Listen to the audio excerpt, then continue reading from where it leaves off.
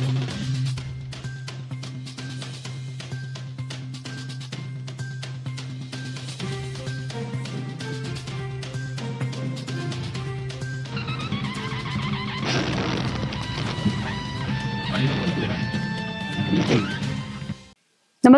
आपण पाहता हिरकणी न्यूज.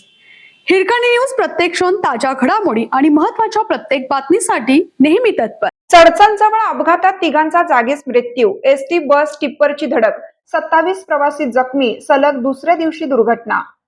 कर्नाटकातील चडचण तालुक्यात सलग दुसऱ्या दिवशी भीषण रस्ता अपघात घडल्याने खळबळ उडाली आहे.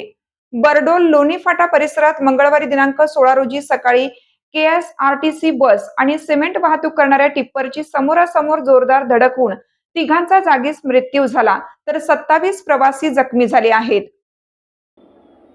या धडकेत बस चालक हनुमंत चलवादी वय 38 राहणार निडगुंदी, टिप्पर चालक अशोक महादेव उटगी वय 32 आणि त्यांची पत्नी राधाबाई अशोक उटगी वय 28 राहणार हवीनाळ तालुका चडचण यांचा घटनास्थळीच मृत्यू झाला. राज्य महामार्ग क्रमांक 41 वर हा अपघात घडला. विजयपूर आगाराची बस KA28F 2468 सुमारे 50 प्रवाशांना घेऊन चडचणहून बदामीकडे जात होती.